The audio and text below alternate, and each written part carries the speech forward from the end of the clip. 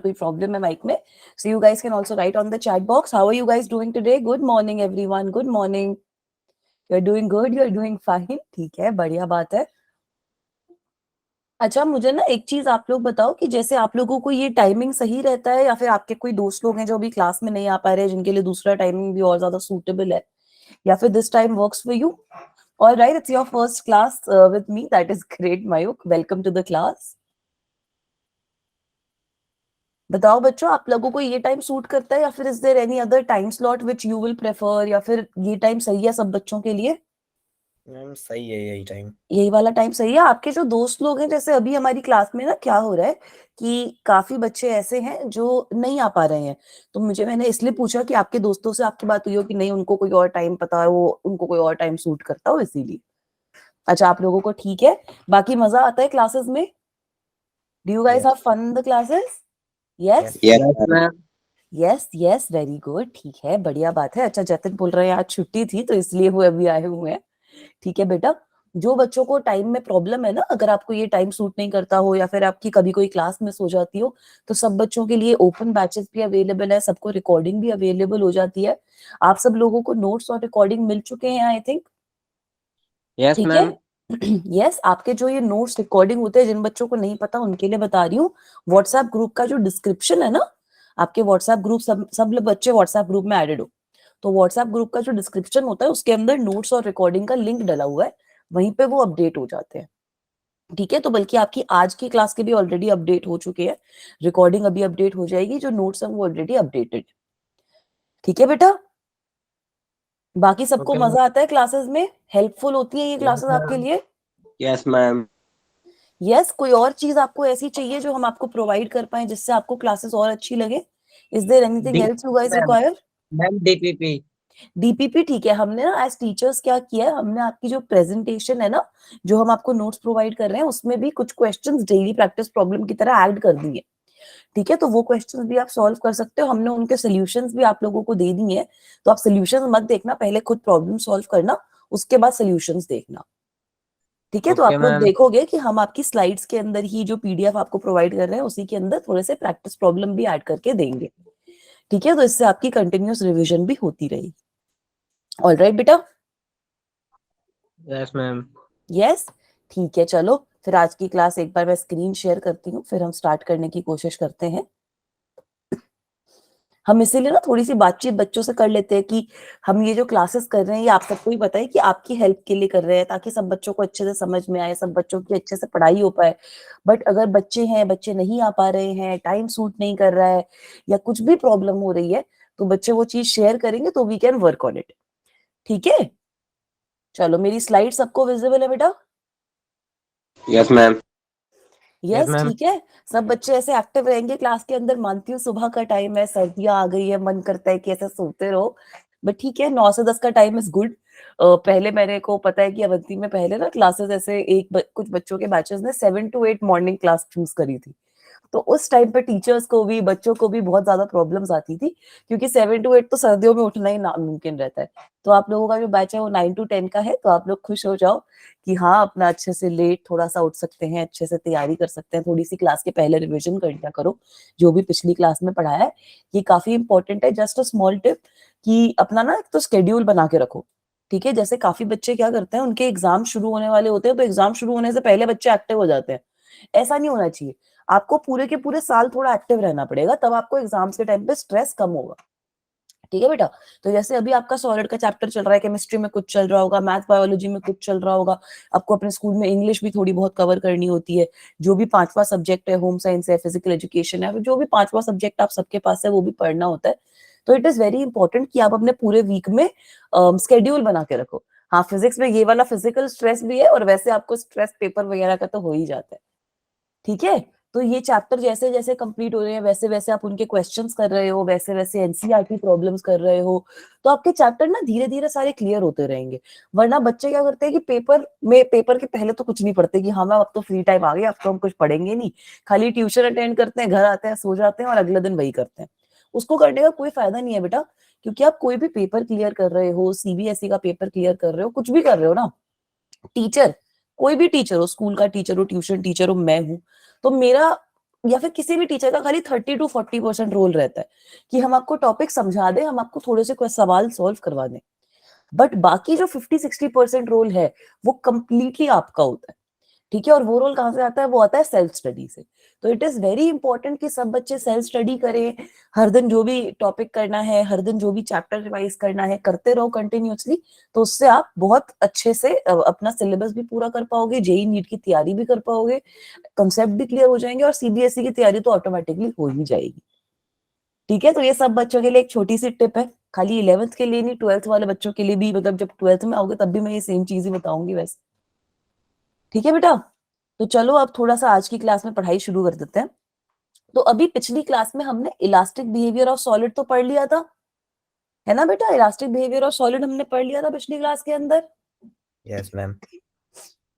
नहीं बेटा, JEE main का paper I don't think CBSE बनाती है, बाकी I am not so sure about this Jatin, I will search more about it and I will let you know. ठीक है, हमने इलास्टिक बिहेवियर ऑफ सॉलिड में पढ़ा था कि जो भी सॉलिड्स होते हैं वो इलास्टिक बिहेवियर दिखाते हैं, एक प्रॉपर्टी दिखाते हैं इलास्टिसिटी की।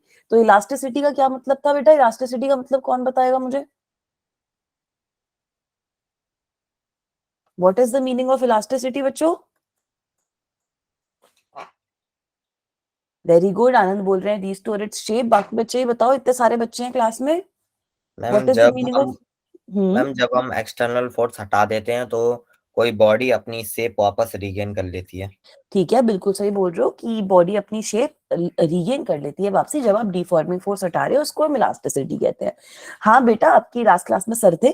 असल में ना अभी क्या हो रहा है, अभी जब तक आपके फोटोन और कैटलिस्ट में बैचेस डिवाइड नहीं हो जाते ना, आप फोटोन में डिवाइड होगे, कैटलिस्ट में डिवाइड होगे, आपका 6 आवर बैच आप चूज करोगे, 12 आवर बैच आप चूज करोगे, उसके बाद आपको फाइनल टीचर्स मिल जाएंगे।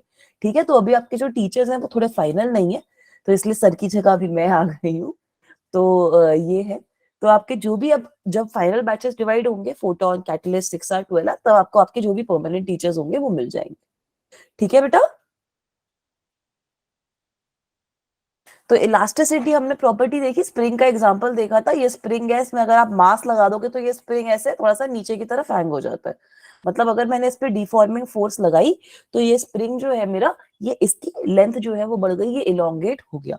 जैसे ही मैं ये डिफॉर्मिंग फोर्स हटाती हूँ, ये स्प्रिंग अपनी ओरिजिनल पोजीशन पर वापसी चला जाता है, और इसी प्रॉपर्टी को हम कहते हैं इलास्टिसिटी। तो जो भी मटेरियल की प्रॉपर्टी रहती है कि डिफॉर्मिंग फोर्स हटाने पे वो अपनी ओरिजिनल पोजीशन पे वापसी जा रहा है, that is known as elasticity. Additionally हमने इलास्टिसिटी को इस तरीके से भी डिफाइन किया था कि अगर मेरे पास कोई मटेरियल है तो वो कितना अपोज करेगा, ये जो चेंज हो रही है उसकी स्टेट, वो उसको कितना ज्यादा अपोज करेगा, उसको हम इलास्टिसिटी कहते हैं। तो इस बेसिस पे हमने ये भी देखा था कि स्टील या रबर कौन सा ज्यादा इलास्टिक है बेटा? Steel. Steel. Steel is more elastic than rubber. Steel की इलास्टिसिटी ज्यादा होती है क्योंकि वो ज्यादा अपोज करता है चेंज इन इट्स कॉन्फ़िगरेशन को। ठीक है, ये हमने ऑलरेडी पिछली क्लास में पढ़ लिया था। सॉलिड में रीजन क्या होता है बेटा इलास्टिसिटी का? ये जो इलास्टिक प्रॉपर्टीज आती हैं उसका रीजन क्या होता है? Restoring very good, very good. Intermolecular भी सुनाई दिया मेरे को, रिस्टोरिंग भी सुनाई दिया, दोनों बच्चे एकदम सही बोल रहे हो बेटा।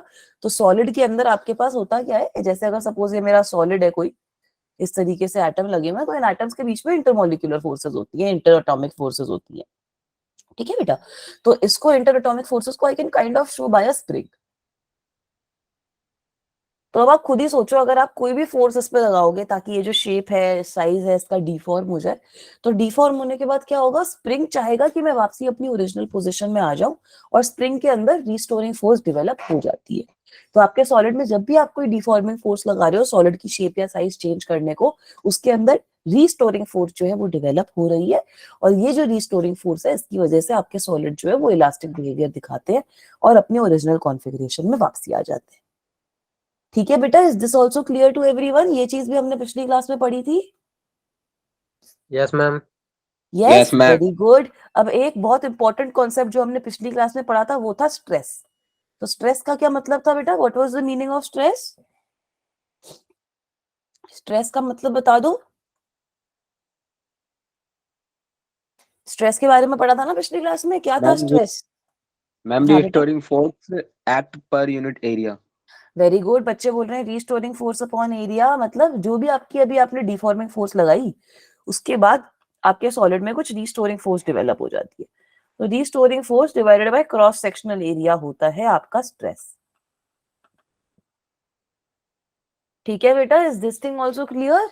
अब फिर हमने देखा था कि अगर मेरा सिस्टम इक्विलिब्रियम में है तो रीस्टोरिंग और डिफॉर्मिंग फोर्स इक्वल रहती है, तो इसलिए हमने स्ट्रेस को सिंपली इसी तरीके से डिफाइन किया था कि अगर मेरे पास कुछ भी ऑब्जेक्ट है जिसपे मैं फोर्स लगा रही हूँ, जिसकी वजह से कुछ यहाँ पे रीस्टोरिंग फोर्स मेरी डेवलप हो रही है, ये मेरी एफ रीस्टोरिंग है, तो इक्विलिब्रियम पे ये दोनों फोर्सेस इक्वल होंगी, तो stress can simply be defined as the deforming force or the applied force divided by the cross sectional area। ठीक है बेटा, ये हमने लास्ट क्लास में सारा कवर किया था। फिर हमने देखे थे डिफरेंट टाइप्स ऑफ स्ट्रेस और उसमें हमने लॉन्गिट्यूडनल स्ट्रेस पढ़ा था। तो this is an example of longitudinal stress only, जहां पे लेंथ चेंज हो रही हो। लॉन्गिट्यूडनल स्ट्रेस कितने टाइप का होता है? Ma'am 2 type. 2 टाइप्स का होता है। कौन कौन से टाइप्स होते हैं बेटा? वो 2 टाइप कौन से होते हैं लॉन्गिट्यूडनल स्ट्रेस के? Tensile stress, tensile stress compressive और stress. Compressive stress. Very good, ये हो गया आपका टेंसाइल स्ट्रेस। यहाँ पे आपकी कर रही है लेंथ इंक्रीज। ठीक है, एक आपका कंप्रेसिव स्ट्रेस हो गया। कंप्रेसिव स्ट्रेस में क्या होता है, अब आप फोर्स कुछ इस तरीके से लगा रहे हो कि आपकी जो भी बॉडी होगी उसकी लेंथ जो है वो कम हो जाएगी। ठीक है बेटा, यही सब किया था पिछली क्लास में। 1-2 इसके प्रॉब्लम्स भी सॉल्व किए थे हमने। अब आगे चले, फटाफट Yes, सब ma'am. बच्चों की रिवीजन करवा दी है मैंने। यस मैम, बच्चे बोल रहे हैं यस मैम। बाकी बच्चे ये बताओ, मयूख, नोमान, जतिन, आनंद। ठीक है, चलो बढ़िया। तो अब आगे चलते हैं, दूसरे टाइप का हमें स्ट्रेस देखना है। तो हमने पढ़ा था कि एक और टाइप का आपका स्ट्रेस होता है शियरिंग स्ट्रेस। ठीक है, शियरिंग स्ट्रेस टेंजेंशियल स्ट्रेस भी कहते हैं, और वो कब आता है, जब आपके पास कोई भी ऑब्जेक्ट है जिसपे आप इस तरीके से लगा रहे हो, जो उसका क्रॉस सेक्शनल एरिया है ना, उसके आप पैरेलल फोर्स लगा रहे हो, तब आपका शियरिंग स्ट्रेस एग्जिस्ट करता है।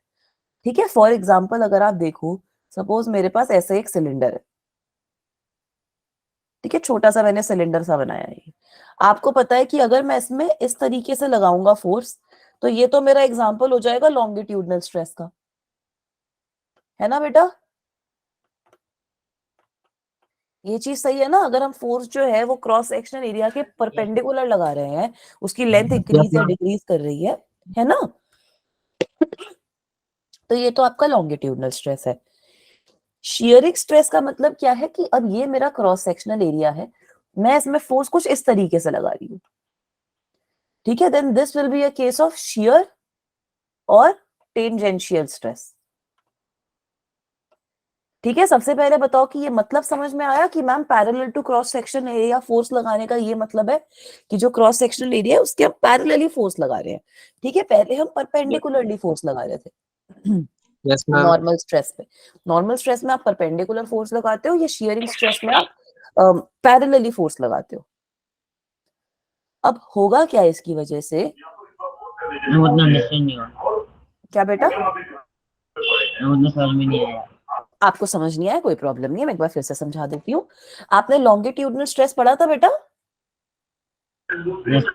तो लॉन्गिट्यूडनल स्ट्रेस में क्या हो रहा था, आपकी कोई भी ऑब्जेक्ट ऐसे थी, उसमें हम परपेंडिकुलरली फोर्स लगा रहे थे ना, ये आपका क्रॉस सेक्शनल एरिया, उसमें हम परपेंडिकुलर फोर्स लगा रहे थे, इस तरीके से लगा रहे हैं, या फिर हो सकता है कि हम इस तरीके से लगा रहे हैं फोर्स।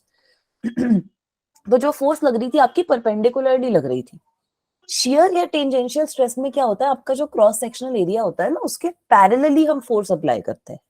ठीक है, जैसे आप यहाँ पे देखो, ये क्रॉस सेक्शन एरिया के पैरेलली मैंने फोर्स अप्लाई कर रखी है, इस तरीके से फोर्स अप्लाई कर रही हूँ, ऐसे खींच नहीं रही उसको, इस तरीके से मैं फोर्स अप्लाई कर रही हूँ। ठीक है बेटा, ये मतलब समझ में आया शियरिंग और टेंजेंशियल स्ट्रेस का? एग्जांपल एग्जाम्पल इसका, जैसे चलो एग्जाम्पल आप कंसिडर करो, फ्रूट काटते हो आप।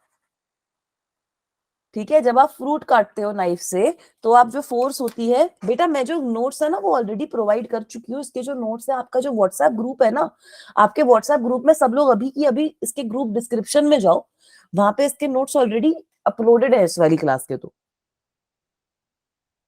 ठीक है बेटा, इसका एग्जाम्पल यही हो गया कि अब जैसे आप फ्रूट काटते हो, तो अगर आप फ्रूट काट रहे हो तो आप जो भी सरफेस है उसके ऐसे पैरेलली आप फोर्स लगाते हो ताकि वो चीज कट हो जाए। ठीक है, सिमिलरली अगर मैं ये डब्बा ले लूं यहाँ पर, अब इस डब्बे को मैं ऐसे फोर्स लगा रही हूँ इस डब्बे पे इस तरीके से। ठीक है, मैं इसको ऐसे खींच नहीं रही, ऊपर नीचे ऐसे खींच नहीं रही, इसमें पैरेलली फोर्स लगा रही हूँ इसके फेस पे, तो इसको हम कहेंगे शियरिंग स्ट्रेस या फिर टेंजेंशियल स्ट्रेस। ठीक है, वेरी गुड। नोमैन ने बुक्स का एग्जांपल दिया। सपोज आपकी बहुत सारी बुक्स इकट्ठे स्टैक्ड है, आप खाली ऊपर वाली बुक पे कुछ इस तरीके से फोर्स लगा रहे हो, तो आप देखोगे सारी की सारी बुक्स थोड़ा थोड़ा आगे मूव करने लग जाएंगी। ठीक है, नीचे वाली फोर्स वहीं, नीचे वाली जो बुक है वो वहीं पर रहेगी, बाकी सारी की सारी बुक्स थोड़ा थोड़ा थोड़ा थोड़ा आगे मूव करने लग जाएगी। So this is also an example of shearing or tangential stress. Is that okay बेटा? Yes, ma'am. ठीक है, तो अब इसकी एप्लीकेशन पे होता क्या है, आपका जो सिलेंडर है ना, उसका जो टॉप फेस होगा, बिल्कुल सही बोल रहे हैं जतिन, वेरी गुड, जो ऊपर वाला फेस होगा वो थोड़ा सा आगे मूव कर जाएगा with respect to the lower face. मतलब कुछ इस तरीके से यहाँ पे आ जाएगा, ये आपका ये ऊपर वाला फेस है, ये आपका नीचे वाला फेस। ठीक है, इतना लंबा एंगल चेंज नहीं होता, बट मैंने ड्रॉ कर दिया ताकि सब बच्चों को समझ में आए। तो पहले आपका कुछ इधर था, ठीक है, एक बार erase कर देती हूँ ये चीज। तो पहले जो आपका था वो कुछ इधर था, आपका जो सिलेंडर था वो थोड़ा सा एंगल के थ्रू मूव हो चुका है। ठीक है, तो ये होता है शेयरिंग स्ट्रेस से, कि इसको हम शेयरिंग स्ट्रेन में पढ़ेंगे, ये एंगल को हम फाई कहते हैं, इसकी वैल्यू निकालेंगे, तो ये कुछ एंगल से आगे की डायरेक्शन में मूव हो जाता है। ठीक है, तो यहाँ पर भी जो आपका एक्सप्रेशन रहता है स्ट्रेस का वो सेम रहता है। अगर ये जो आपका एरिया है, ये जो एरिया है that is equal to A, तो जो स्ट्रेस का एक्सप्रेशन रहेगा that will still be equal to force upon area only. Alright, is this thing clear? अभी समझ में आया टेंजेंशियल स्ट्रेस का मतलब, टेंजेंशियल स्ट्रेस से होता क्या है? यस, आपकी ना एनसीईआरटी के अंदर असल में क्या है कि स्ट्रेस और स्ट्रेन इकट्ठे डिस्कस कर रखे हैं। ठीक है, मतलब स्ट्रेस, एक टाइप का स्ट्रेस आ गया, फिर एक टाइप का स्ट्रेन, फिर एक टाइप का स्ट्रेस, फिर एक टाइप का स्ट्रेन, तो बच्चों को उसमें काफी कंफ्यूजन रहती है। तो हमने अपनी क्लासेस में क्या सोचा था कि हम लोग स्ट्रेस पहले सारा डिस्कस कर लेंगे, फिर स्ट्रेन डिस्कस करेंगे, तो उससे सब बच्चों को अच्छे से समझ में आ जाता है। ठीक है, आगे चले, इसका एक क्वेश्चन सॉल्व करें सिंपल सा। चलो, तो ये इसका क्वेश्चन है बेटा, ये सॉल्व करेंगे कि शियर स्ट्रेस की वजह से होता क्या है। तो इसको मैं पोल क्वेश्चन के फॉर्म में आप बच्चों को प्रोवाइड कर रही हूँ।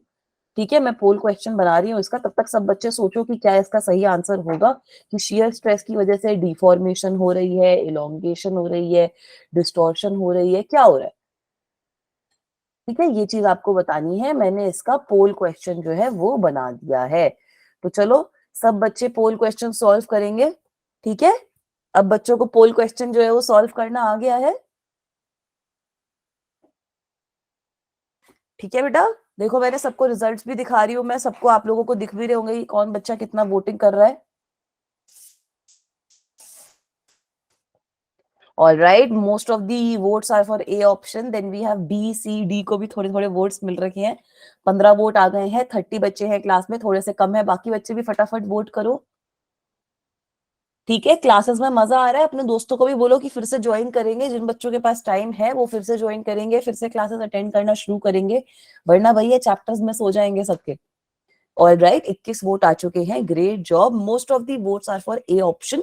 तो ठीक है बेटा, वैसे आइडियली हम ऐसे ही बोलते हैं कि हाँ हम फोर्स लगा रहे हैं, तो जो आप फोर्स लगा रहे हो उसके अंदर आपका डिफॉर्मेशन हो रहा है ऑब्जेक्ट में, बट शियर स्ट्रेस के लिए एक्चुअल जो आपका सही ज्यादा वर्ड होता है वो होता है डिस्टॉर्शन, क्योंकि यहाँ पे ना आपका एंगल के थ्रू जो है वो ऑब्जेक्ट थोड़ी सी चेंज हो रही है, तो इसको हम एंगल के थ्रू डिस्टॉर्शन कहते हैं। We call this as angular distortion. ठीक है, थैंक यू बेटा। जतिन बेटा, कोई है आपका नाम लिखा हुआ है वहां पे, तो बेटा क्या हो रहा है, आपका जो ग्रुप है ना व्हाट्सएप का, उसमें व्हाट्सएप ग्रुप के डिस्क्रिप्शन होती है। ठीक है, आप व्हाट्सएप ग्रुप में क्लिक करोगे तो वहां पे ग्रुप डिस्क्रिप्शन होती है, उसके अंदर आपकी ये लिंक है, इस लिंक के ऊपर नोट्स अपडेट हो रहे हैं। हम ना अगले हफ्ते से ट्राई करेंगे कि क्लास के इमीडिएटली बाद आपको जो ये पीडीएफ बनती है हमारी वो सेंड भी कर दे, वरना आप ये वाला लिंक चेक करो, इसके अंदर नोट्स अपलोडेड। ठीक है, तो यहाँ पर इसका सही आंसर जो है वो है एंगुलर डिस्टॉर्शन, तो यहाँ पे ऑप्शन डी सही है, इसका करेक्ट ऑप्शन ऑप्शन डी है। ठीक है, डिफॉर्मेशन भी ठीक है, but angular distortion is what is actually happening in this case, क्योंकि यहाँ पे क्या होता है, आपका जो क्यूब है वो क्यूबॉइड बन सकता है ना। अगर आपके पास कोई क्यूब है, आपने उसके ऊपर वाले पे लगाई, तो आपका क्यूब ऐसे हो जाएगा, तो वो क्यूबॉइड की शेप में चला जाएगा थोड़ा सा। ठीक है, आपका स्क्वायर जो है वो रोम्बस की शेप में कन्वर्ट हो गया। डिस्टॉर्शन मतलब कि कोई भी आपकी जो डायमेंशन है वो चेंज हो रही है। ठीक है, आपकी जो शेप है इटसेल्फ वो चेंज हो रही हो। तो अब जैसे यहाँ पर हमने जो सिलेंडर है उस पर फोर्स लगाई, तो अब वो सिलेंडर नहीं रहा ना, उसकी जो शेप है वो थोड़ी सी चेंज हो गई। ठीक है, तो डिस्टॉर्शन का मतलब है कि जो भी शेप रहती है आपकी ऑब्जेक्ट की वो ही डिस्टॉर्ट हो रही है, और वो क्यों हो रहा है? बिकॉज ऑफ एंगल चेंज, तो इसलिए हम इसको एंगुलर डिस्टॉर्शन कहते हैं। ठीक है, is this part clear guys? Should we move forward? Yes ma'am. Yes, simple है, चैप्टर सिंपल रहा है ना अभी तक, चैप्टर मुश्किल नहीं हुआ।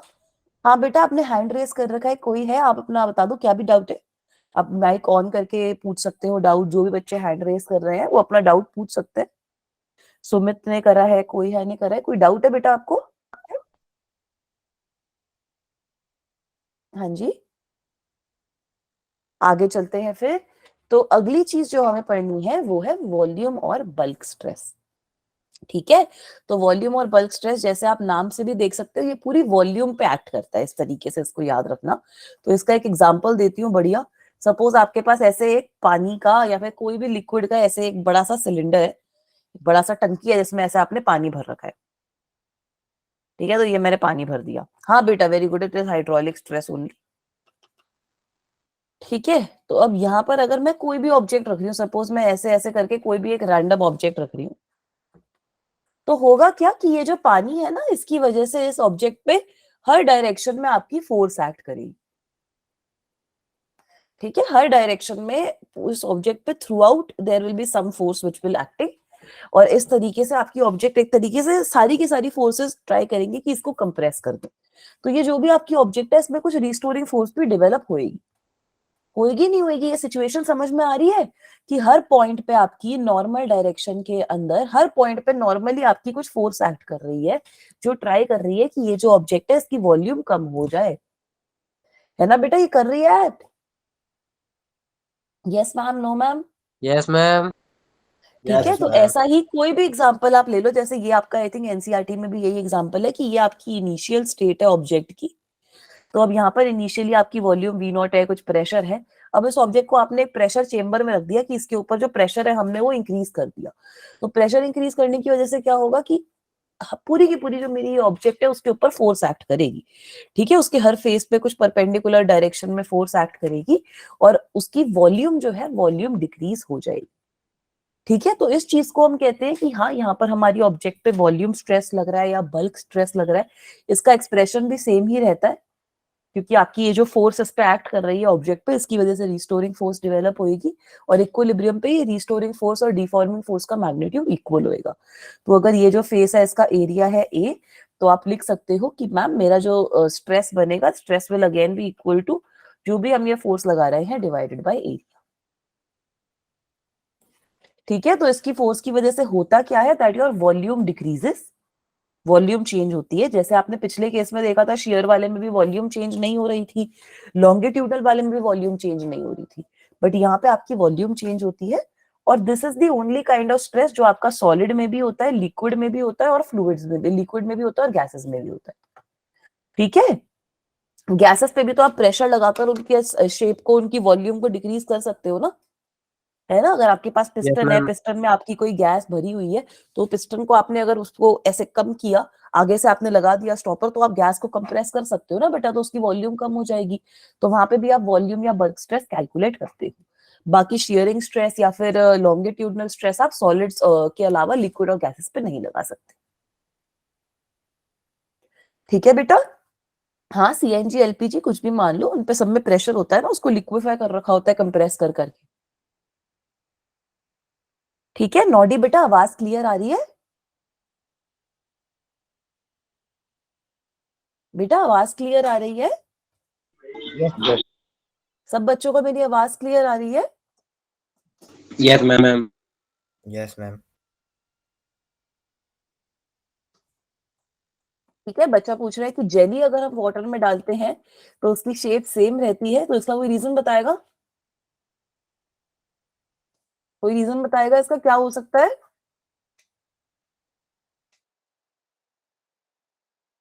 बेटा जेली जो होती है ना, उसको आप असल में सॉलिड की तरह ट्रीट ही नहीं कर सकते। जेली जो होती है उसके अंदर आपका सॉलिड और लिक्विड दोनों का मिक्स होता है, तो इसलिए उसको ना हम सेमी सॉलिड की तरह ट्रीट करते हैं। तो उसकी जो प्रॉपर्टीज होती है वही अलग होती है, और वो विस्कोसिटी भी एग्जिबिट करती है, इलास्टिसिटी भी एग्जिबिट करती है। ठीक है, तो इसलिए हम उसको कंसिडर नहीं कर सकते इस वाले केस में। ठीक है बेटा, क्योंकि वो सॉलिड की तरह भी बिहेव करती है और लिक्विड की तरह भी बिहेव करती है, तो इसलिए ये वाला केस में आप ये वाला एग्जांपल जो है उस पर नहीं लगा सकते। ठीक है, क्योंकि आप देखो ना, वो विस्कोसिटी उसमें तभी वो ऐसे ऐसे जिगल करती है, इलास्टिसिटी उसके अंदर है तभी वो ऐसे क्या करती है कि उस पर आप जब फोर्स लगा रहे हो कुछ भी तो वो वापसी अपनी ओरिजिनल शेप में आ जाती है, तो वो दोनों की प्रॉपर्टीज एग्जिबिट करती है। Is it okay? Yes ma'am. ठीक है, आगे चले, should we move forward? Yes. बेटा क्योंकि उसमें बॉन्डिंग ही अलग तरीके से हो रखी है, ठीक है, उसके जो बॉन्ड्स है वही अलग तरीके से हो रखे हैं, वो क्योंकि सॉलिड और लिक्विड दोनों की प्रॉपर्टीज एग्जिबिट कर रही है। ठीक है, नहीं एब्जॉर्ब नहीं करेगी पानी को, आई थिंक उसमें जब आप पानी में डालोगे तो जेली जो होती है वो जेलेटिन की बनती है, तो आइडियली अगर आप हॉट वाटर में डालते हो तो जेलेटिन का जो कंपाउंड है वो ही टूट जाएगा, तो इसलिए फिर आपको वो फ्लोटिंग अराउंड मिलेगी। अगर आप ठंडे पानी में डालते हो तो उसमें फोर्स जरूर लगती है बट वो बाउंस बैक करती रहती है, क्योंकि उसकी जो रिस्टोरिंग फोर्स उसमें लग रही है, उसकी वजह से वो इलास्टिक बिहेवियर भी दिखा रही है और विस्कस बिहेवियर भी दिखा रही है। ठीक है, चलो फिर आगे चले।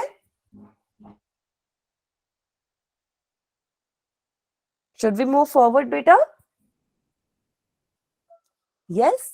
अब we come to the next very important property which is being covered in this chapter. ठीक है, बहुत इंपॉर्टेंट प्रॉपर्टी है ये जो हेलो हाय चल रहा है अंकित और हर्ष का, ये आप लोग बाद में जब मिलो तब करना, अभी क्लास पे फोकस करो, वरना आप लोग अपने चैट में बात करनी शुरू कर दोगे और क्लास के बारे में भूल जाओगे। ठीक है बेटा, तो हमने स्ट्रेस के बारे में सीख लिया है, अब strain is the next very important property जो इस चैप्टर में हमें पढ़नी है।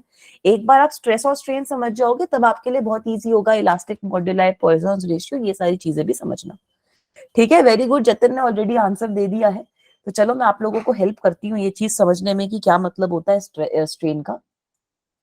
तो हमारे पास सपोज ऐसे है कि वायर है, ठीक है, सिलिंड्रिकल वायर मैंने फिर से बना दिया, सब बच्चों ने ये वायर देख देख के सब बच्चों को आदत हो गई है कि हाँ मैम इस चैप्टर में मेजर एग्जांपल ये वायर का ही आ रहा है। अब अगर मैं इस पे ऐसे नीचे की डायरेक्शन में फोर्स लगाऊंगी तो क्या होगा, आप लोग मुझे बताओ, what will happen to the wire? Elongation, length increase हो जाएगी उसकी, है ना, it will elongate, very good, उसकी लेंथ इंक्रीज हो जाएगी। तो सपोज उसकी लेंथ कुछ ऐसे इंक्रीज हो रही है कि अब उसकी लेंथ ये हो गई, ठीक है, तो ये इस वायर में है चेंज इन लेंथ, और ओरिजिनल लेंथ इस वायर की कुछ ऐसे है। तो हम स्ट्रेन को जब डिफाइन करेंगे, स्ट्रेन को हम डिफाइन करते हैं जो भी मेरा चेंज आया है लेंथ में डिवाइडेड बाय ओरिजिनल लेंथ। ठीक है, सिमिलरली अगर आप बल्क वाला एग्जांपल लो, अगर आपके पास कुछ ओरिजिनल वॉल्यूम है वी सपोज आपकी ओरिजिनल वॉल्यूम है, आपने इस पे बल्क आपने इसको पानी में रख दिया या फिर इसको प्रेशर चेंबर में रख दिया, जिसकी वजह से इस पे बल्क स्ट्रेस जो है वो एक्ट करने लग गया, तो इसकी वजह से इसकी वॉल्यूम डिक्रीज होकर कुछ इतनी सी रह गई, मतलब कुछ चेंज इन वॉल्यूम आ गया डेल्टा वी। तो इस केस में भी हम स्ट्रेन को डिफाइन कर सकते हैं, क्या डिफाइन करेंगे, change in volume divided by original volume. ठीक है, तो स्ट्रेन को इन जनरल किस तरीके से डिफाइन किया जाता है, जो भी आपकी चेंज हुई है, ठीक है, what ever change in configuration has happened, change in configuration, ठीक है, जो भी आपके पास चेंज इन कॉन्फिगरेशन आया divided by the original configuration. ठीक है, इसको हम कहते हैं स्ट्रेन। ये चीज बताओ बच्चों को, ये डेफिनेशन स्ट्रेन की समझ में आई? यस अब मैम। बच्चे ये पूछते हैं कि स्ट्रेस और स्ट्रेन में क्या डिफरेंस है। ठीक है, वेरी गुड, सब बच्चे बोल रहे हैं ratio of change in length to original, ये आपका लॉन्गिट्यूडनल स्ट्रेन हो गया। अभी हम टाइप्स ऑफ स्ट्रेन के बारे में और डीपली पढ़ेंगे बेटा। ठीक है, तो स्ट्रेस और स्ट्रेन में बच्चे पूछते हैं कि मैम ये स्ट्रेस और स्ट्रेन में अब डिफरेंस क्या है। तो स्ट्रेस में आप देखो, स्ट्रेस के अंदर ना फोर्स आ रहा है एक्सप्रेशन में, तो मतलब स्ट्रेस आपको एक तरीके से बता रहा है कि जो भी आप सॉलिड बॉडी है उस पर कितनी फोर्स लगा रहे हो या फिर उसके अंदर कितनी फोर्स डेवलप हो रही है। It is majorly dealing with force. Strain जो है वो डील कर रहा है इफेक्ट ऑफ स्ट्रेस में, मतलब कि आपने फोर्स लगा दी तो अब वो बॉडी में क्या चेंज आया, आप ये बताओ मुझे। ठीक है, तो स्ट्रेस को आप इस तरीके से समझो कि स्ट्रेस आपका बताता है कि आप बॉडी पे फोर्स कितनी लगा रहे हो as compare to the area of the body of course, but आप एक तरीके से बॉडी पे कितनी फोर्स अप्लाई कर रहे हो। स्ट्रेन जो होता है वो आपका बताता है कि अब आपने बॉडी पे अगर फोर्स लगा दी तो उसके अंदर चेंज इन कॉन्फिगरेशन कितना हुआ। ठीक है, एक बार फटाफट और रिपीट कर देती हूँ बेटा। स्ट्रेन का मतलब होता है change in configuration divided by original configuration. तो अगर आप सॉलिड बॉडी पे कुछ फोर्स लगाते हो, सॉलिड बॉडी की कॉन्फ़िगरेशन चेंज होती है, उसकी लेंथ चेंज हो रही है, या फिर उसका एंगल से वो मूव कर रही है आगे, या फिर उसकी वॉल्यूम चेंज हो रही है, तो जो भी वो चेंज हुआ, अगर हम उसको डिवाइड कर देंगे ओरिजिनल कॉन्फ़िगरेशन से, ओरिजिनल लेंथ से, ओरिजिनल वॉल्यूम से, ओरिजिनल चीज से, तो उसको हम कहते हैं स्ट्रेन। ठीक है, नॉडी बेटा क्लियर है? यस। Yes, ma'am. ये नॉडी का नाम इतना इंटरेस्टिंग है, like when I was a kid, I don't know if you guys have seen it or not, but मेरे जब मैं किड थी तो I used to enjoy this show, Noddy नाम से एक शो आता था, so I used to enjoy that quite a lot. So I genuinely don't know if you guys have seen it or not, but आपका नाम पढ़ के मुझे यही याद आ जाता है बार बार। ठीक है, अच्छा अब मुझे बताओ कि स्ट्रेन की यूनिट क्या होगी बेटा? What will be the unit, what will be the dimension in this case? Dimensionless होगा। डायमेंशनलेस हो रहा है ना, अब आप लेंथ को लेंथ से डिवाइड कर रहे हो, वॉल्यूम को वॉल्यूम से डिवाइड कर रहे हो, तो जो स्ट्रेन होता है वो आपकी एक डायमेंशनलेस क्वांटिटी। ठीक है, इसका मतलब आपके पास प्योरली एक नंबर आता है, इसमें एक नंबर आएगा आपके पास, और कुछ वैल्यू नहीं आती। ठीक है, स्ट्रेन के बारे में ये सब चीजें क्लियर है बेटा, आगे चलें। मैम डिनोट कैसे करते हैं? क्या बेटा, आपकी मेरे को समझ नहीं आया क्वेश्चन। मैम डिनोट कैसे करते हैं? आप एक बार टाइप कर दो क्वेश्चन, मुझे अभी भी समझ नहीं आया। आई थिंक पीछे थोड़ी डिस्टर्बेंस ज्यादा आ रही है।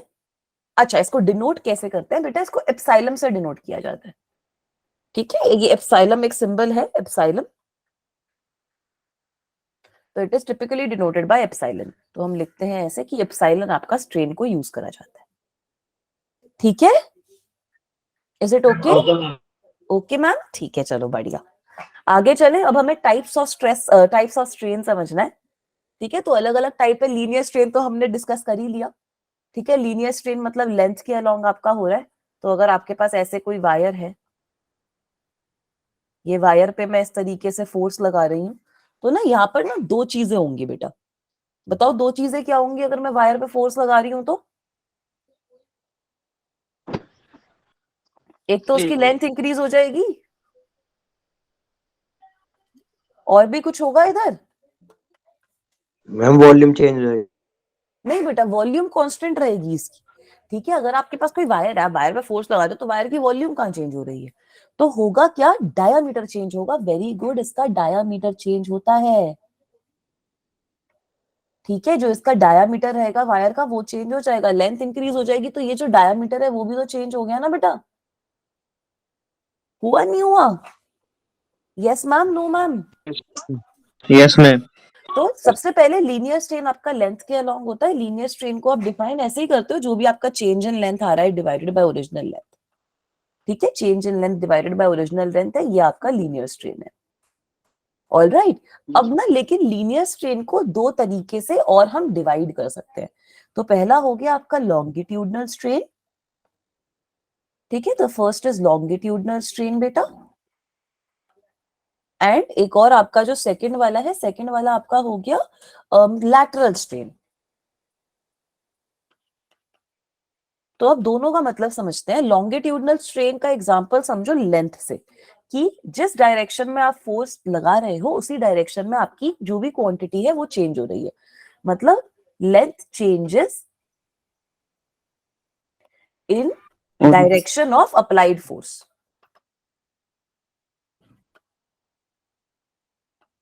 ठीक है, असल में ना आपके जो जेई नीट के क्वेश्चंस आते हैं उसमें कभी कभी लॉन्गिट्यूडनल स्ट्रेन, लैटरल स्ट्रेन की टर्म यूज होती है, तो बच्चे बहुत कंफ्यूज हो जाते हैं कि मैम ये क्या दे दिया, हमने तो ऐसा कुछ पढ़ा ही नहीं। तो इसलिए एक बार ब्रीफली ये भी बता रही हूँ कि अब यहाँ पर क्या हो रहा है कि आपने फोर्स लगाई नीचे की डायरेक्शन में। ठीक है, आपने फोर्स लगाई नीचे की डायरेक्शन में, और आपकी जो लेंथ है वो भी नीचे की डायरेक्शन में ही चेंज हो रही है। ठीक है, तो ये हमारा लॉन्गिट्यूडनल स्ट्रेन होगा, जैसा इस सिलेंडर के अंदर हो रहा है। ऑलराइट बेटा, इज दिस थिंग क्लियर कि हाँ मैम लॉन्गिट्यूडनल स्ट्रेन का मतलब समझ में आया? Yes ma'am. अब लैटरल स्ट्रेन में क्या हो रहा है? लेंथ जो आपकी चेंज हो रही है, length is changing, length changes in direction perpendicular to the applied force. ठीक है, अब इसका मतलब क्या है, अब जैसे यहाँ पर आप इस एग्जांपल में देखो तो आपने फोर्स लगाई नीचे की डायरेक्शन में और आपका डायामीटर चेंज हो रहा है, डायामीटर चेंजेस। ठीक है, तो इसका मतलब यही हो गया ना कि आपने फोर्स जहां पे लगा रखी है उसकी परपेंडिकुलर डायरेक्शन में आपकी जो लेंथ है वो चेंज हो रही है। ठीक है, ये चीज समझ में आई। लीनियर स्ट्रेन को इसलिए हम दो तरीके से डिवाइड कर देते हैं, लॉन्गिट्यूडनल स्ट्रेन और lateral strain. Is it okay बेटा, ये चीज सबको समझ में आई? Yes ma'am. यस, नॉडी भी चार्ट पे लिख रहे हैं। यस, बाकी बच्चे बताओ, सुधांशु, सोनू, आनंद। ठीक है, आगे चले, क्वेश्चन सॉल्व कर ले इसका फिर एक। चलो, सिंपल सा क्वेश्चन है। हाँ, डायमीटर जो आपका डिक्रीज करता है अगर आपकी लेंथ इंक्रीज हो रही हो। क्या होता है बेटा, वॉल्यूम तो सेम रह रही है ना, आपके पास सिलेंडर, आप सिलेंडर को स्ट्रेच ही तो कर रहे हो, वॉल्यूम तो सेम ही रहेगी उसकी। तो इसलिए आपका अगर डायमीटर लेस हो रहा, अगर आपकी लेंथ बढ़ रही है तो जो एरिया है उसको कम होना पड़ेगा। ठीक है, तभी तो वॉल्यूम सेम रहेगी। All right, now let us come to this question बेटा। अच्छा, सिंपल सा क्वेश्चन है। यहाँ पे आपको इस टेबल के अंदर ना इनिशियल लेंथ गिवन है 3 रॉड्स की और चेंज इन लेंथ भी गिवन है। आपको इन तीनों को स्ट्रेन के अकॉर्डिंगली रैंक करना है। तो सबसे पहले बताओ, रॉड ए का कितना हो गया strain? What is the strain for rod ए? 0। 0 क्यों होगा बेटा? रॉड ए के लिए स्ट्रेन हो जाएगा ना change in length divided bye original length, है ना। 2 नहीं लिखेंगे इसको, एल नॉट और एल नॉट को आप कैंसिल आउट नहीं कर सकते। ठीक है, क्योंकि ये delta L not is representing change in length only. ठीक है, तो यहाँ पे आप एल नॉट और एल नॉट को काट नहीं सकते बेटा। ये चीज समझ में आई कि हाँ ma'am, change in length divided by initial length ही तो होता है। Yes ma'am. तो वैसे ही रॉड बी का क्या हो जाएगा? 2 delta L not divided bye 4 L not, ma'am 2 आ जाएगा, है ना। और ये लास्ट वाली रॉड का क्या हो जाएगा? 4 delta L not divided by 10 L not. ठीक है, ये चीज सबको समझ में आई? Yes ma'am, yes ma'am. इन दोनों का तो इक्वल ही हो गया ना, इन दोनों का तो हो गया delta L not upon 2 L not, मतलब approximately 0.5 delta L not upon L not. ठीक है बेटा, और इस वाली का कितना हो गया? 0.4 delta L not upon L not. तो अब अरेंज कर सकते हो सबके स्ट्रेन। जो ये स्ट्रेन होगा रॉड ए का और रॉड बी का वो तो इक्वल हो गया, और ये दोनों बड़े हैं देन स्ट्रेन ऑफ रॉड सी। बस यही आंसर है, सिंपल क्वेश्चंस हैं। ठीक है, ये समझ में आया सबको question? Is this question clear to everyone? Got it ma'am? ठीक है, आगे चले, शुड बी मूव फॉरवर्ड बेटा। अब आगे दोनों इजी हैं, अब आ जाओ शियरिंग स्ट्रेन पे। तो जो हमने स्ट्रेस पढ़ा था सेम डायग्राम, सब कुछ सेम आएगा। अब आपके पास फिर से ऐसे एक सिलेंडर है सपोज, ठीक है, पिछली बार भी सिलेंडर का एग्जांपल लिया था ना बेटा। तो अब आपने ये इसका कुछ क्रॉस सेक्शनल एरिया है, ठीक है, आपने इसमें इस तरीके से फोर्स अप्लाई कर दी। Now what will happen? क्या देखा था हमने पिछले केस में, क्या हुआ था? एंगल से मूव कर जाएगा ना, कुछ इस तरीके से हो जाएगा। ठीक है, अब आपका ओरिजिनल जो था वो ऐसा था कुछ, और आपका ये कुछ फाई एंगल से मूव कर गया है। ठीक है, so now finally you are having this sort of a thing. तो ये जो फाई होता है ना, हम शियरिंग स्ट्रेन को इसी तरीके से डिफाइन करते हैं। वेरी गुड, एंगुलर डिस्टॉर्शन हो रही है। शियरिंग स्ट्रेन को हम इसी तरीके से डिफाइन करते हैं कि जो shearing strain है, जो आपकी deforming force है, it is producing a change in the shape of the body without changing its volume। तब जो स्ट्रेन आता है वो आपका shearing strain होता है, और इसको हम ये जो एंगल है इसके थ्रू डिफाइन करते हैं।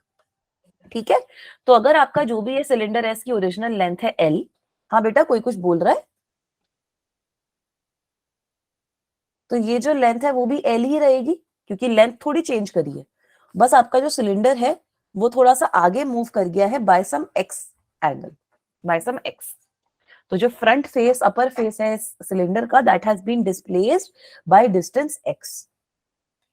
ऑलराइट, ये डायग्राम क्लियर है सबको कि हाँ मैम क्या हो रहा है इस डायग्राम में, समझ में आया?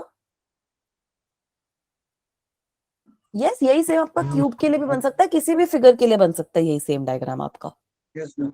मैं सर सब कुछ सेम होगा, खाली इसके जो प्लेस भी वो आगे हो जाएगा। हाँ हाँ बिल्कुल सही बोल रहे हो बेटा, खाली जो ऊपर वाला फेस होगा ना वो थोड़ा सा आगे मूव कर जाएगा, तो थोड़ा सा एंगल चेंज हो जाएगा। यस मैम, बाकी सब सेम। ठीक है, हाँ बाकी सब आपका सेम रहेगा, लेंथ वगैरह। तो ये थोड़ा सा जो ऊपर वाला फेस है वो एक्स डिस्टेंस से आगे मूव कर गया है। ठीक है, वेरी गुड। यहाँ पे आप अब लिख सकते हो tan फाइव। tan फाइव की वैल्यू कितनी हो जाएगी, परपेंडिकुलर अपॉन बेस। तो आपका बेस जो था वो नियरली एल के ही इक्वल था, तो tan फाइव की वैल्यू ना आप x बाय एल ही लिखते हो। आप अज्यूम करते हो कि ये एंगल जो आपका बहुत ज्यादा छोटा है, तो आप सिंपली x बाय एल लिखते हो इसकी वैल्यू। और क्योंकि ये एंगल छोटा है तो tan फाइव को भी आप 5 से अज्यूम कर सकते हो।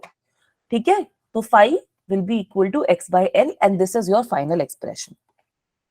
ठीक है, तो यहाँ पर आपका यूज हुआ है स्मॉल एंगल अप्रोक्सीमेशन, क्योंकि हमने यही अज्यूम करा है कि जिस एंगल से आपका ये जो एंगुलर डिस्टॉर्शन हुआ है वो बहुत छोटा है।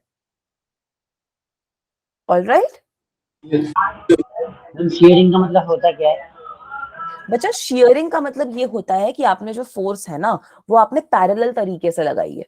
ठीक है, टेंजेंशियल तरीके से आपने लगाई है, वो मतलब होता है शियरिंग का। तो शियरिंग स्ट्रेस हो, शियरिंग स्ट्रेन हो, दोनों का मतलब सेम ही आता है। ठीक है, ये समझ में आया? जिस बच्चे को भी स्ट्रेस का कॉन्सेप्ट समझ में आया, मुझे लग रहा है उनको ये वैसे ही ऑटोमेटिकली ही समझ में आ जाएगा। Yes ma'am. मैम हाँ जी बेटा। मैम ये बॉडी एकदम सरफेस से एकदम अटैच्ड होती है ना? मतलब अब मैम जैसे ये सिलेंडर है, ये जब सरफेस पे एकदम अटैच्ड होगा, जब हम फोर्स लगाएंगे, जब शियरिंग स्ट्रेस आएगा। सर अच्छा, नीचे से आप बोल रहे हो?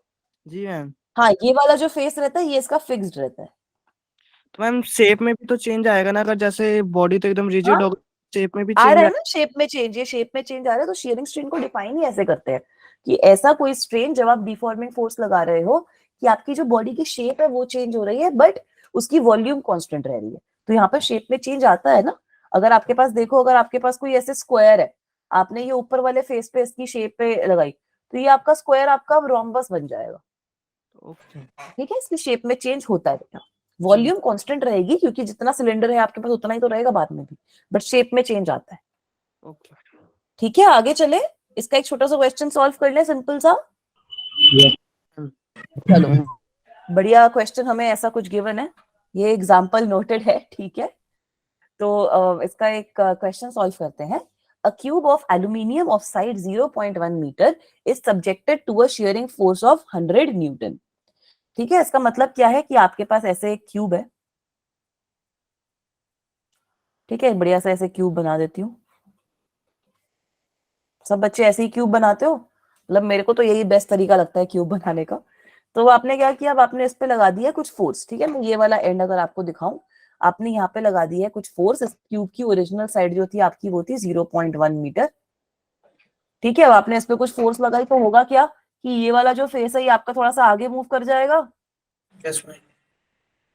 ठीक है, तो यहाँ पर आपका कुछ ऐसे इस तरीके से यहाँ पे एंगुलर की डिस्टॉर्शन आ गई, ये एंगल आ गया 5। अब आपको ये भी गिवन है कि शियरिंग फोर्स जो है उसका मैग्नीट्यूड आपको गिवन है 100 न्यूटन, और आपको बोल रखा है कि जो टॉप फेस है वो 0.02 सेंटीमीटर से डिस्प्लेस होगा।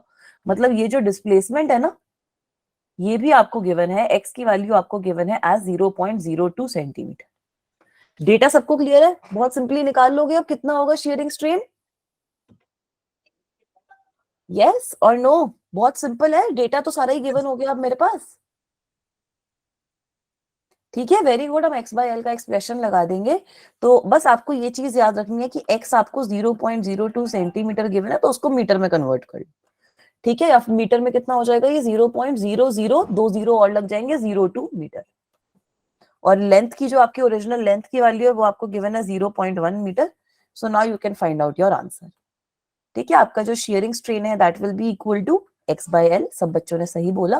तो जो शियरिंग स्ट्रेन है उसकी वैल्यू आपकी आ जाएगी, वेरी गुड बेटा, 0.002 या फिर 0.0002 डिवाइडेड बाय 0.1। तो इसका मतलब है कि शियरिंग स्ट्रेन की आपकी वैल्यू हो जाएगी 0.002। ठीक है, यूनिट लेस है बट इसको आप रेडियंस के तरीके से लिख सकते हो, बट वैसे ही आपकी डायमेंशन लेस क्वांटिटी होती है। हाँ बेटा। तो मैम इस वजह से फोर्स का यूज नहीं करेंगे, जैसे 100 नहीं, न्यूटन फोर्स उसने का कुछ लगाया यूज तो। ही नहीं है ना, फोर्स आपको दे रखी है ताकि आप कंफ्यूज हो जाओ। ठीक है। Yes, फिजिक्स के क्वेश्चन में ना कभी कभी ऐसे करते हैं कि अब आपको ना क्वेश्चन के अंदर सपोज 4 क्वांटिटीज की जरूरत है, आपको 5-6 Yes, क्वांटिटी दे देंगे। उससे होगा क्या कि बच्चा पेपर में ऑटोमेटिकली कंफ्यूज हो जाएगा कि ये क्या हो Yes, गया, ये 2 क्वांटिटीज क्यों गिवन है। तो बच्चों को ये समझना है कि जो इंपॉर्टेंट इन्फॉर्मेशन है वो अपनी नोट डाउन करो, उससे क्वेश्चन सॉल्व करो और आगे बढ़ो। जरूरी नहीं है कि जो क्वेश्चन में सारी इन्फॉर्मेशन दे रखी है वो आपके काम आ रही है। okay. ठीक है, ये क्लियर है बेटा, आगे चले। Yes ma'am.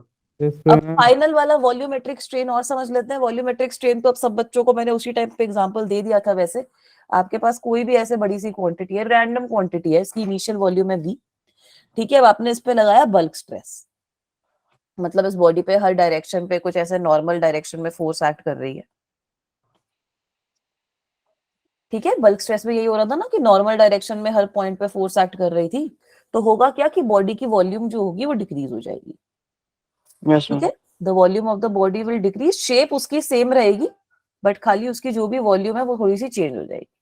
Change. तो अब आपके पास जो चेंज इन वॉल्यूम आया, this change in volume, that change in volume is given as जो भी Upon आपके पास, हाँ जो भी आपके पास डेल्टा वी है वो,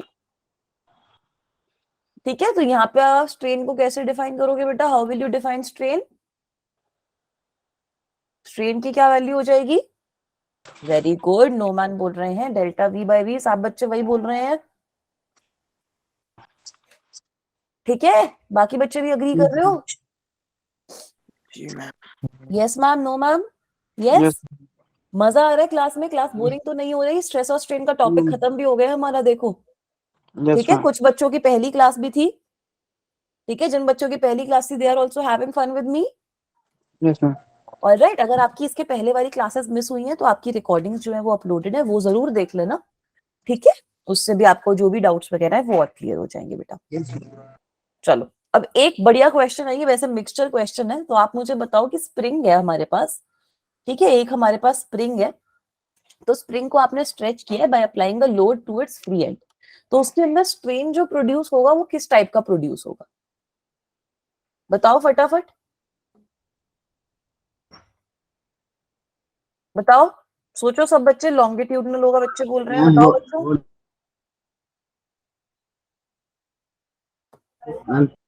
हम्म, बताओ क्या हो रहा है इस केस में। कुछ बच्चे बोल रहे हैं बी ऑप्शन, कुछ बच्चे बोल रहे हैं डी ऑप्शन, सब बच्चे बताओ। चलो एक तो आपका बता देती हूँ कि लॉन्गिट्यूडनल तो होगा ही, ठीक है, लॉन्गिट्यूडनल तो होना ही है।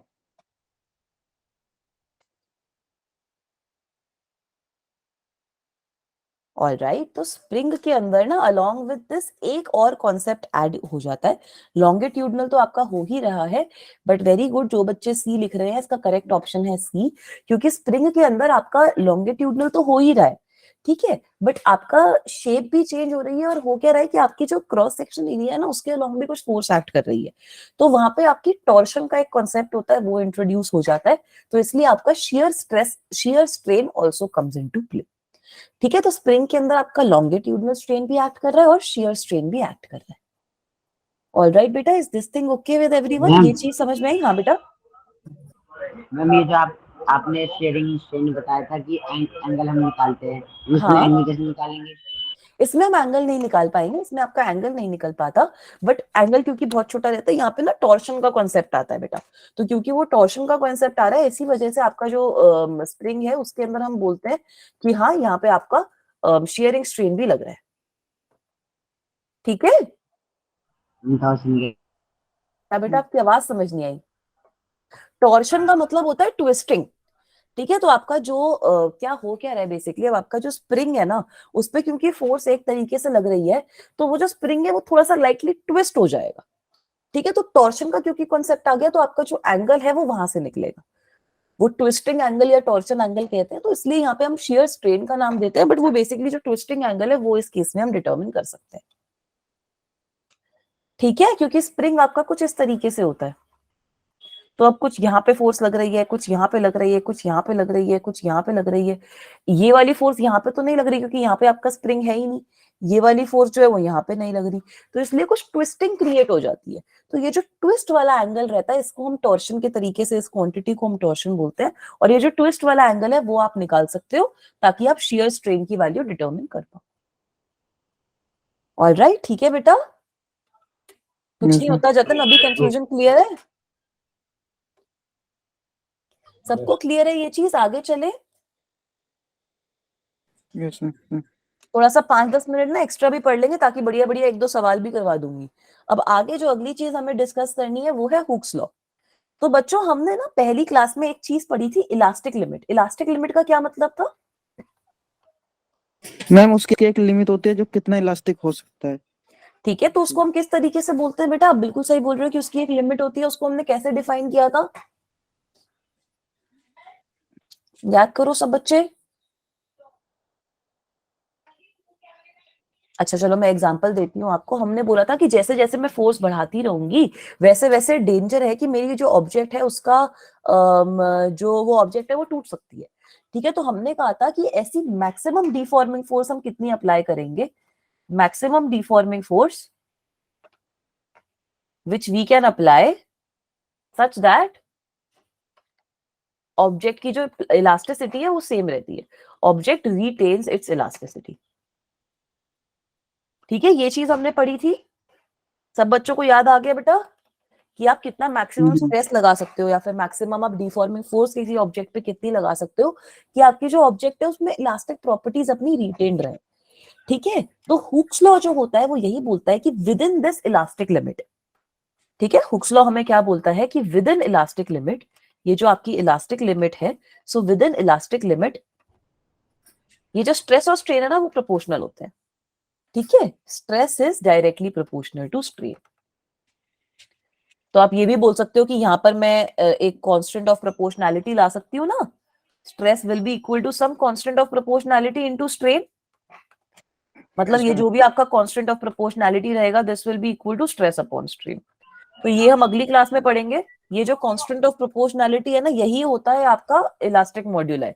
यंग्स मॉड्यूलस भी यही होता है, बल्क मॉड्यूलस भी यही होता है, शियर मॉड्यूलस भी यही होता है, बस अलग अलग टाइप के हम इसमें वो डिस्कस कर लेते हैं। ठीक है, कि अगर हम लॉन्गिट्यूडनल स्ट्रेन ले रहे हैं तो क्या आएगा, बल्क स्ट्रेन ले रहे हैं तो क्या आएगा, इसके हिसाब से आपके तीनों के तीनों जो स्ट्रेन है वो डिवाइडेड है, तीनों के तीनों जो इलास्टिक मॉड्यूलस है वो डिवाइडेड है, बट मतलब यही होता है कि स्ट्रेस अपॉन स्ट्रेन के बारे में आप बात करें। ठीक है, तो हुक्स लॉ बेसिकली हमें क्या बता रहा है कि स्टार्टिंग में आपका जो मटेरियल होता है within the elastic limit of the material stress and strain are proportional to each other. ठीक है, वेरी गुड जतन, आप सही बोल रहे हो बेटा। Alright, is it okay, is this thing clear? ठीक है, आगे चलूं। अभी ये जो रहेगा इसके बारे में हम नेक्स्ट क्लास में कवर करेंगे, this we will cover in next class. मैं यहाँ पे नोट में भी लिख रही हूँ, नेक्स्ट क्लास में हम लोग इसको डीपली पढ़ेंगे कि इसकी प्रॉपर्टीज क्या क्या होती हैं, किस किस चीज पे ये डिपेंड करता है, किस चीज पे डिपेंड नहीं करता। अभी के लिए फिलहाल we have to understand that within the elastic limit the stress and strain will be directly proportional to each other. हाँ, नेक्स्ट क्लास में मेरा ही होगा, आपकी नेक्स्ट क्लास, आपकी जो फिजिक्स की नेक्स्ट क्लास होगी that will be on Wednesday, right? So I will be taking that class. ठीक है बेटा, आगे चलूं। Yes ma'am. अब बहुत इंपॉर्टेंट एक चीज हमें समझनी है, वो है स्ट्रेस और स्ट्रेन का कर्व। अर्चित बेटा, ये चैप्टर है मैकेनिकल प्रॉपर्टीज ऑफ सॉलिड, आपका सेकंड बुक का फर्स्ट चैप्टर है। ठीक है, so now let us try to understand the stress and strain curve everyone. तो स्ट्रेस और स्ट्रेन कर्व क्या है कि जिस तरीके से आप जब आप स्ट्रेस चेंज कर रहे हो तो ऑब्जेक्ट में किस तरीके से स्ट्रेन डेवलप हो रहा है। तो स्ट्रेस को आप इस तरीके से समझो कि स्ट्रेस मतलब आप ऑब्जेक्ट पे कितनी फोर्स लगा रहे हो। बीइंग वेरी ऑनेस्ट, उससे ना बहुत इजीली समझ पाओगे। स्ट्रेस का बेसिकली मतलब है कि आप किस तरीके से ऑब्जेक्ट पे फोर्स अप्लाई कर रहे हो, और स्ट्रेन का मतलब है कि ऑब्जेक्ट में चेंज इन कॉन्फ़िगरेशन कैसे हो रहा है। मैम इसका ठीक है? कहने का मतलब ये है कि मैम वो चीज पहले जैसी नहीं रहती। हाँ, यही हम समझेंगे कि किस तरीके से आप जैसे आप फोर्स अप्लाई करते रहते हो किसी ऑब्जेक्ट पर तो क्या होता है। ठीक है, तो एक स्प्रिंग का एग्जांपल हम कंसिडर करके इस चीज को समझते हैं। ठीक है, ये मेरे पास एक स्प्रिंग है, उसका एग्जांपल सब लोग अपने दिमाग में विजुअलाइज कर लेंगे ताकि हम इस चीज को समझ पाए। तो सबसे पहले समझो रीजन ओए। ठीक है, तो ये जो ओए वाला रीजन है इसके अंदर क्या हो रहा है, इसके अंदर आपका हुक्स लॉ जो है वो फॉलो हो रहा है।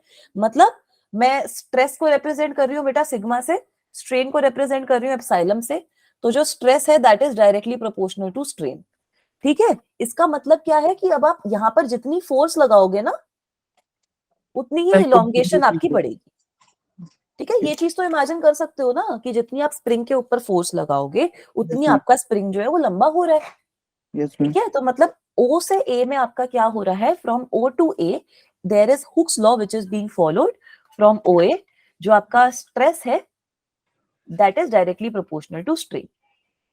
ठीक है, ये वाला रीजन क्लियर है सबको कि हाँ मैम हम जितनी फोर्स लगाएंगे उतनी ही ऑब्जेक्ट जो है मेरे पास उसकी लेंथ जो है वो इंक्रीज कर जाएगी। Yes ma'am. ठीक है बेटा, आगे चलूं?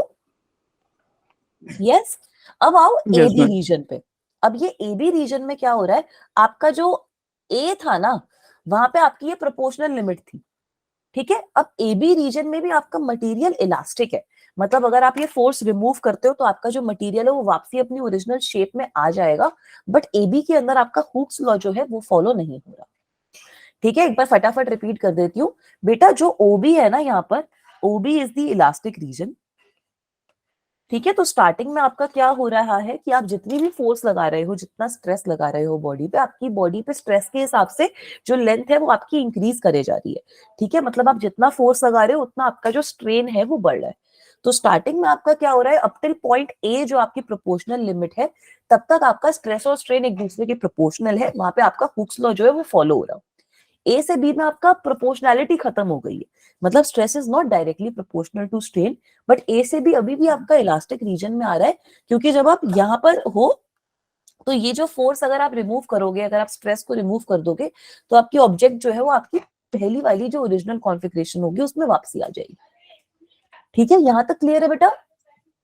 Yes ma'am. Is this thing clear? Yes yes ma'am. Ma'am. Yes ma'am, सब Yes, बच्चों ma'am. को ये इलास्टिक रीजन क्लियर है? आगे चलूं, अब ऑब्जेक्ट आपकी प्लास्टिक रीजन में आ रही है। Yes ma'am. ठीक है, तो ये जो B पॉइंट है हर्ष बेटा आपको भी क्लियर है? अब जो ये B पॉइंट है ना वो हो गई मेरी इलास्टिक लिमिट, मतलब B point is the maximum force which I could have applied to my material such that वो वापसी अपनी ओरिजिनल शेप या फिर ओरिजिनल साइज में आ जाए। अब इसके बाद जो मैं फोर्स अप्लाई करूंगी तब मेरा जो मटेरियल है वो वापसी नहीं आएगा। ठीक है, तो अब आप इस तरीके से देखो कि B से C तक, ठीक है, ये जो BC वाला मटेरियल है जो आपका ये लोअर यील्ड पॉइंट एक तरीके से आपने लिख रखा है, तो अब यहाँ पर क्या रहता है कि ये B से C तक वाला जो एरिया है इसमें मेजरली जो आप ये फोर्स लगाओगे उसके बाद आपका मटेरियल जो है वो वापसी अपनी ओरिजिनल पोजीशन में नहीं आता, ये कुछ परमानेंट चेंज इसके अंदर हो जाता है। ठीक है, ये वाला जो पूरा का पूरा स्ट्रेन यहाँ पर बना है ना, ये वाली जो क्वांटिटी रहती है अब इसके अंदर ये इस वाली क्वांटिटी के कॉरस्पॉन्डिंग कुछ चेंज इन लेंथ ऑटोमेटिकली हो जाता है। ठीक है, मतलब आपने अब स्प्रिंग पे इतनी ज्यादा फोर्स लगा दिया कि वो वापसी इतना खुल गया है, वो इतना लूज हो गया है कि वो अभी भी इलास्टिक प्रॉपर्टी शो कर रहा है, बट वापसी अपनी ओरिजिनल शेप में नहीं जा रहा। ठीक है, so that is what is happening in B to C region, कि अब आपका जो ऑब्जेक्ट है उस पर आप और फोर्स लगा रहे हो, जब आप वो फोर्स रिमूव करोगे तब वो ऑब्जेक्ट आपकी वापसी अपनी ओरिजिनल पोजीशन में नहीं जा पाएगी, there will be some permanent damage in the object. Alright, is this thing also clear बच्चा? ये चीज क्लियर है सबको? यस Yes, मैम, बाकी बच्चे ही बताओ। यस। Yes. ठीक है, चलो अब आओ ये वाले एरिया में, C से D वाले एरिया में। तो C से D वाले एरिया में देखो कि आपने स्ट्रेस की वैल्यू ना बहुत कम दी है। स्ट्रेस की तो आपने कितनी, बस इतनी सी वैल्यू दी है ना। ठीक है, इतनी सी वैल्यू आपकी स्ट्रेस की लगी है, उसके कॉरस्पॉन्डिंग कितना बड़ा चेंज इन स्ट्रेन हो गया है ना। इसका मतलब क्या है कि मैम अब तो मैंने फोर्स बहुत थोड़ी सी लगाई, बट मेरी ऑब्जेक्ट जो है वो इतनी प्लास्टिक हो चुकी है, वो इतनी खराब हो चुकी है, उसकी इलास्टिसिटी इतनी डैमेज हो चुकी है कि अब मैंने बहुत थोड़ी सी फोर्स लगाई और वो जो ऑब्जेक्ट है वो भी मेरी इतनी ज्यादा लेंथ उसकी इंक्रीज कर गई, लेकिन क्योंकि वो ऑब्जेक्ट है वो आपकी प्लास्टिक रीजन में एंटर कर चुकी है, अब वो अपनी ओरिजिनल कॉन्फ़िगरेशन में वापसी नहीं जा पाई। ठीक है बेटा, ये चीज क्लियर है? C से D रीजन का मतलब ये है कि अब आपका स्ट्रेस जो है वो बहुत छोटा सा अगर आप इंक्रीज कर रहे हो तो बहुत बड़ा जो है आपका वो स्ट्रेन कॉज हो रहा है। ठीक है, क्योंकि अब आपकी वायर है वो एक तरीके से थोड़ी सी खराब हो चुकी है। ठीक है, मतलब आपकी जो वायर है वो बिल्कुल प्लास्टिक एरिया में आ चुकी है। ये चीज सबको क्लियर है? Yes ma'am. अब इसके बाद क्या हो रहा है ये देखो, ये जो D है इस पे आपकी वायर हो जाती है, टूट जाती है।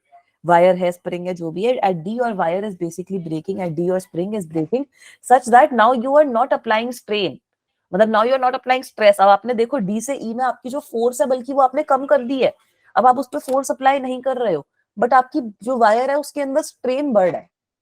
यही हो रहा है ना यहाँ पे कि आपकी जो स्ट्रेस की वैल्यू है वो तो कम हो रही है, मतलब आपने जो फोर्स अप्लाई करी थी वो फोर्स आपने एक तरीके से रिमूव कर दी, बट फिर भी आपकी वायर जो है, आपका जो स्प्रिंग है उसके अंदर जो स्ट्रेन है वो इंक्रीज हो रहा है। तो मतलब अब आपकी वायर टूट चुकी है, अब आपकी वायर थोड़ी सी खराब हो चुकी है। ठीक है, आपकी वायर एक तरीके से, इसको हम कहते हैं रप्चर हो चुकी है, मतलब अब वो वापसी अपनी ओरिजिनल कॉन्फ़िगरेशन में कभी आ ही नहीं पाएगी, अब वो खराब हो चुका है उसका purpose. Alright, stress strain curve सबको समझ में आया बेटा? Is this curve clear to everyone? हाँ। ठीक है, आगे चलूं? Yes ma'am. Yes ma'am. हाँ बेटा, मयंक आपने हैंड रेज ब्रेकिंग कर रखा है। स्ट्रेस ऑफ फैक्टर पॉइंट में क्या डिफरेंस? ब्रेकिंग स्ट्रेस का मतलब क्या है कि ब्रेकिंग स्ट्रेस तक तो क्या हो रहा है कि आपने ऑब्जेक्ट में, आपकी जो ऑब्जेक्ट है उस पर आप कुछ स्ट्रेस लगा रहे हो और उसके बाद आपकी ऑब्जेक्ट में स्ट्रेन प्रोड्यूस हो रहा है।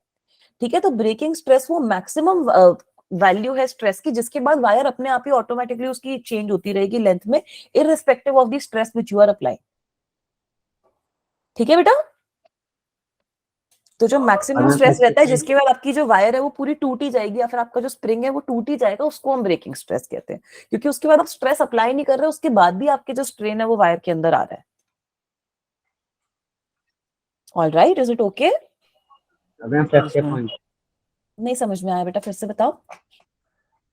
मैम फ्रैक्चर, अच्छा, फ्रैक्चर पॉइंट का मतलब ये है, एट फ्रैक्चर पॉइंट आपकी अब जो वायर है, जो भी आपकी स्प्रिंग है, जो भी आपके पास बॉडी है, दैट इज रप्चर्ड। ठीक है, अब आपकी जो वायर है वो टूट जाएगी, या फिर उसकी जो स्ट्रेंथ है वो पूरी की पूरी खत्म हो जाएगी, फिर आप उसको फर्दर यूज नहीं कर पाओगे। ऑलराइट, आगे चलूं? Yes ma'am. अब ये जो स्ट्रेस और स्ट्रेन कर्व हमने पढ़ा है ना, ये बेसिकली आपका स्ट्रेस और स्ट्रेन कर्व हम अलग अलग मटेरियल्स के लिए ड्रॉ कर सकते हैं। ठीक है, तो let me divide this into 3 segment. बहुत ही टेढ़ी मेढ़ी लाइनें बनती है ना मेरी, बट ठीक है, चलो इसको मैं 3 सेगमेंट में इस तरीके से थोड़ा सा डिवाइड कर रही हूँ ताकि आप लोग समझ पाओ।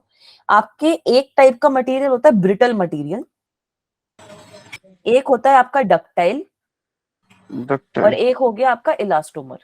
ये सब बच्चों के ना पेपर जो भी रहते हैं उसके अंदर क्वेश्चंस भी इससे काफी पूछे जाते हैं सेगमेंट से, और इस तरीके के एमसीक्यूज वगैरह सब कुछ आते हैं। तो कोई मुझे बताएगा ब्रिटल का मतलब क्या होता है? What is the meaning of brittle बेटा? which can break easily. Very good, which can break easily, सब बच्चे अग्री कर रहे हैं, which can break easily. Yes ma'am. देखो मैंने विच और कैन का एक वर्ड लिख दिया। एग्जांपल ठीक है, ब्रिटल मटेरियल का मतलब क्या है? जो भी मटेरियल इजिली ब्रेक हो जाता है। कुछ एग्जांपल्स दो। ग्लास, ठीक है, ग्लास बोल रहे हैं बच्चे, फॉर एग्जांपल ग्लास, बिल्कुल सही बात है। डक्टाइल मटेरियल का क्या मतलब है? डक्टाइल मटेरियल का मतलब क्या होता है? हम उसको पतली वायर में कन्वर्ट करना। Very good, ductile material usually आपके मेटल से रिप्रेजेंट करते हैं हम उनको, क्योंकि आप मेटल जो होते हैं आपको उनको आप ना वायर्स वगैरह के अंदर कन्वर्ट कर सकते हो। सो डक्टाइल मतलब कन्वर्टेड इनटू वायर्स। ठीक है, बेसिक बेसिक डेफिनेशन लिख लो ताकि सब बच्चों को याद रहे। तो इसके एग्जांपल्स आप मेटल्स के ही दे सकते हो। ठीक है, हाई इलास्टिसिटी होती है, सही बोल रहे हो बेटा। ठीक है, अब इलास्टोमर्स का क्या मतलब होता है बेटा, ये बताओ, what is the meaning of elastomers?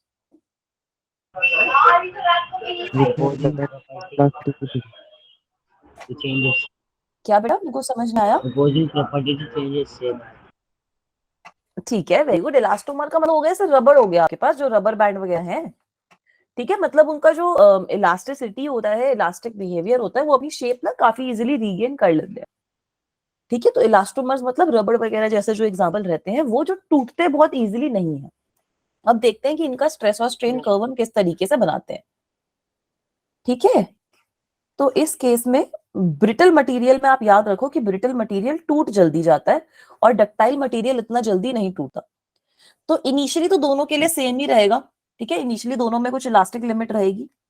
ठीक है, ये जो पॉइंट है ये आपका इलास्टिक लिमिट पे आ गया। सपोज हमने ये ओ बी बनाया था, तो ओ बी मान लो इसको, चाहे ये ओ मतलब जो आपका हुक्स लॉ जहां तक फॉलो हो रहा है। अब ब्रिटल मटेरियल में क्या होगा, इलास्टिक लिमिट के बाद ना वो बहुत इजीली टूट जाएगा।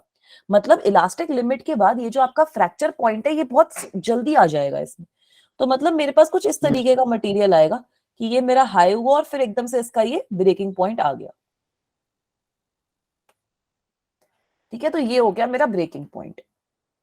इसी तरीके से हमने पढ़ा है ना कि अब यहाँ पर ये जो प्लास्टिक रीजन है वो बहुत छोटा है, इसका ब्रेकिंग पॉइंट बहुत इजीली आ गया।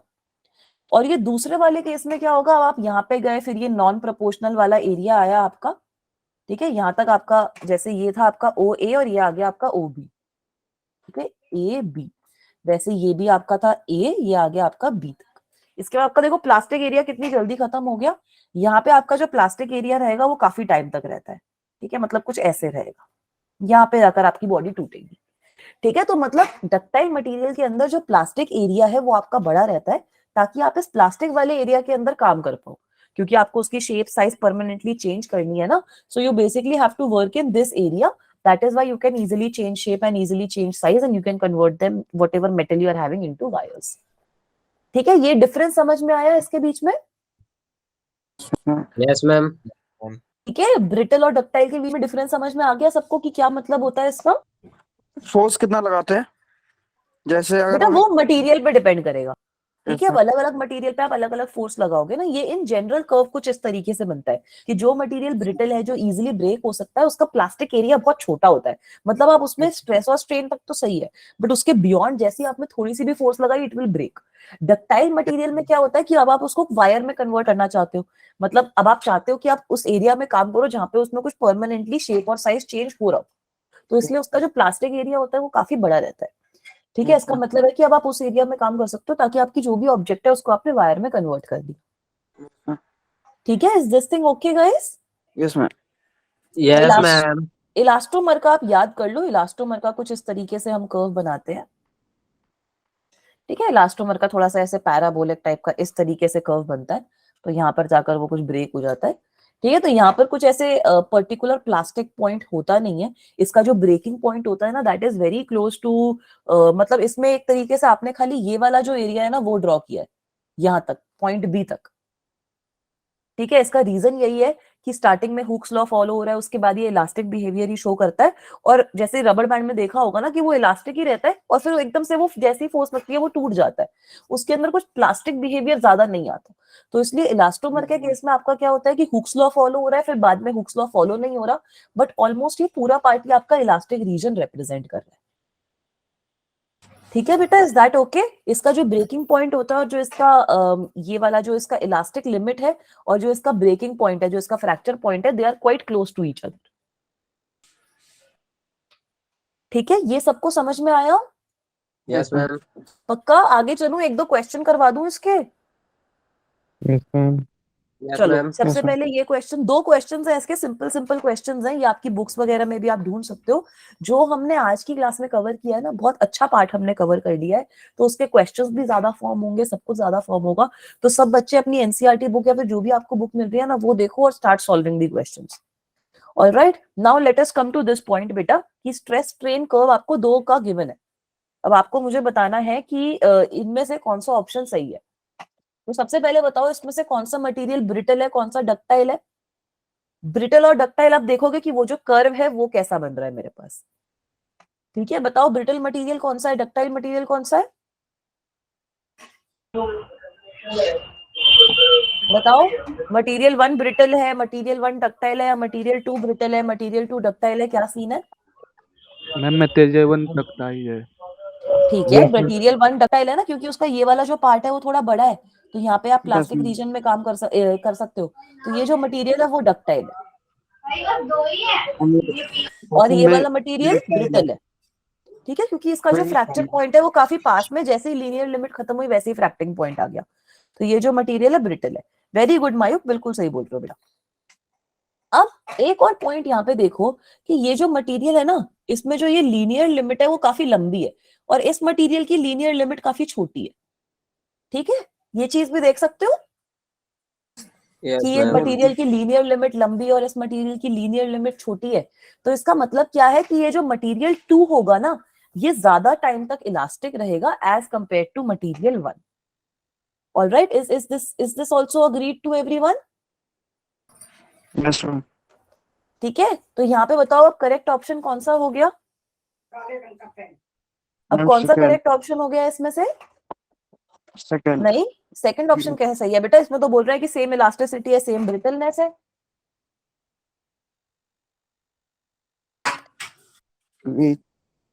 ठीक है, तो आइडियली यहाँ पर क्या हो रहा है कि ये सी ऑप्शन आपका सही है, क्योंकि material 2 is elastic over larger area, ठीक है, हमने ये पढ़ा। और ये भी है कि material 2 is more brittle than material 1। ये सी और डी दोनों ऑप्शन यहाँ पे सही है आपके, क्योंकि material 2 is elastic as well, वो ज्यादा एरिया के ऊपर इलास्टिक है, और मटेरियल 2 जो है वो ज्यादा ब्रिटल भी है as compare to material 1। Alright, is this okay guys? ये चीज सबको समझ में आई? मैम हाँ बेटा। मैम तो लेकिन ये होता है ग्लास, इसमें हम स्ट्रेचिंग प्रॉपर्टी तो बहुत कम होती है। हाँ होती तो नहीं जैसे नहीं, हाँ तो वही है, तो ग्लास का कर्व अलग तरीके से बनेगा। ये जो ब्रिटल मटेरियल का कर्व है ये मैंने इन जनरल आपको बताया कि ब्रिटल जो भी आपके पास सॉलिड है ना, उसके अंदर स्ट्रेस और स्ट्रेन कुछ टाइम के लिए प्रोपोर्शनल रहेंगे, वो हुक्स लॉ फॉलो करते हैं, और उसके बाद वही रहता है कि वो ब्रेक हो जाएगा अगर आपका ब्रिटल मटेरियल है। तो हो सकता है ग्लास के अंदर आपका जो हुक्स लॉ वो फॉलो करने वाला टाइम है वो थोड़ा कम हो, बट वो टाइम थोड़ा सा होता है, ठीक है। उसके आपका जो ग्लास रहता है वो इंस्टेंटेनियसली ब्रेक हो जाएगा depending on the force which is being applied. Alright, अब ग्लास पे देखो ना, आप ग्लास पे ऐसे तो करते ही हो। अगर आपके पास कोई ग्लास है उस पे आपने ऐसे अपने अंगूठे से प्रेस किया तो तब भी तो आप फोर्स ही अप्लाई कर रहे हो ना उसके ऊपर, बट वो टूट तो नहीं रहा ना तब। तो इसका मतलब है कि वो अपनी फिर से ओरिजिनल शेप रीगेन कर रहा है या फिर वो रेजिस्ट कर रहा है उस फोर्स को। तो इसका मतलब है कि उसमें कुछ इलास्टिक प्रॉपर्टी तो है ना। अब ये देखो, ये मेरा ग्लास का फोन है, इसमें आप लोगों की चैट है, तो मैं इसमें ऐसे कर रही हूँ फोर्स अप्लाई, नहीं टूट रहा। ये मैं ऊपर नीचे कर रही हूँ तब भी तो मैं फोर्स लगा रही हूँ, तब भी मेरा ग्लास ब्रेक नहीं कर रहा।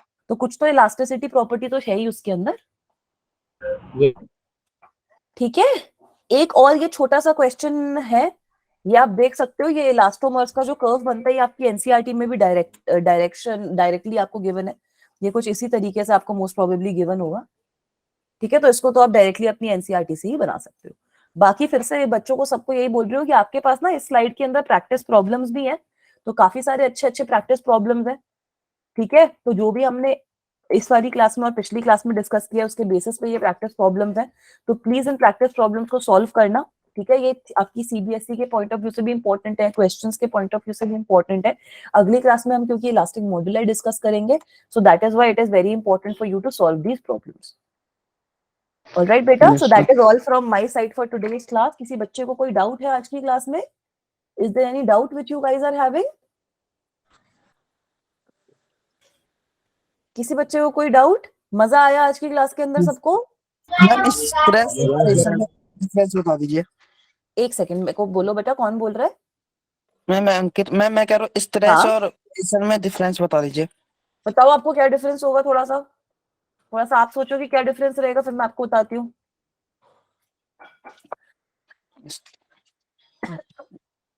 स्ट्रेस एक्सटर्नल फोर्स वगैरह। देखो, स्ट्रेस आपका होता है फोर्स अपॉन एरिया, ठीक है। तो स्ट्रेस का मतलब है कि अब आप अपनी ऑब्जेक्ट पे कुछ फोर्स लगा रहे हो, ठीक है। तो आपका वो स्ट्रेस मेजर कर रहा है कि आपने कितनी फोर्स लगाई है with respect to the area, ठीक है। स्ट्रेन जो होता है वो एक तरीके से स्ट्रेस का रिजल्ट है, ठीक है। कि अब आपने ऑब्जेक्ट पे फोर्स लगाई, अब आपने ऑब्जेक्ट पे कुछ स्ट्रेस लगाया, तो उसकी वजह से आपकी ऑब्जेक्ट में क्या चेंज हुआ, आपकी ऑब्जेक्ट किस तरीके से डिफॉर्म हुई, उसको हम स्ट्रेन के तरीके से रिप्रेजेंट करते हैं, ठीक है। So that is the major difference between the two. आप इनमें ये भी डिफरेंस बोल सकते हो कि जो स्ट्रेन है आपकी, उसकी जो डायमेंशन होती है वो उसकी कोई डायमेंशन नहीं होती। स्ट्रेस की आपकी जो डायमेंशन रहती है वो डायमेंशन वाली क्वांटिटी है, उसकी सिंपल आपकी प्रेशर वाली डायमेंशन रहती है, ठीक है। ऊपर से ये भी है कि एक और चीज होती है, अब आप हो सकता है कोई आपके पास ऑब्जेक्ट ऐसी हो कि आपके ऑब्जेक्ट पे आप स्ट्रेस लगाए जा रहे हो बट उस ऑब्जेक्ट के अंदर लेंथ चेंज नहीं हो रही क्योंकि उसकी इलास्टिसिटी बहुत ज्यादा हाई है, ठीक है। तो आप ये भी बोल सकते हो कि स्ट्रेस जो है वो आपने ऑब्जेक्ट पे लगाया, तो आप स्ट्रेस लगा सकते हो without producing strain, but strain अगर आपको प्रोड्यूस करना है तो आपको स्ट्रेस की जरूरत है ही है, ठीक है। So these are some basic differences between stress and strain. Alright, any more question guys? किसी और को कोई क्वेश्चन हो, किसी और को कोई डाउट हो? बेटा आपके ग्रुप में ऑलरेडी ये क्वेश्चंस हैं, आप अपने ग्रुप में जाओ, व्हाट्सएप ग्रुप के अंदर ना एक ग्रुप डिस्क्रिप्शन होता है, ठीक है। तो वो ग्रुप डिस्क्रिप्शन के अंदर जब आप क्लिक करते हो तो वहां पे आपकी ये नोट्स वगैरह, रिकॉर्डिंग वगैरह सबके लिंक्स हैं, तो वहां पे आपकी ये नोट्स ऑलरेडी अपलोडेड है। आपके पास अगर अभी टाइम है तो अभी आप हाथ के हाथ क्वेश्चन सॉल्व कर लो, ठीक है बेटा। So that's all from my side. Does anyone else have any other doubts? No, ma'am. No ma'am, thank you so much guys, then thank you so much for attending the class. I hope कि आप सबको मजा आया हो, I hope आप सबकी class अच्छी रही हो। I'll see you guys next week on Wednesday. Bye bye everyone. Ma'am. Bye Thank bye. you. Thank you so much everyone. Bye bye.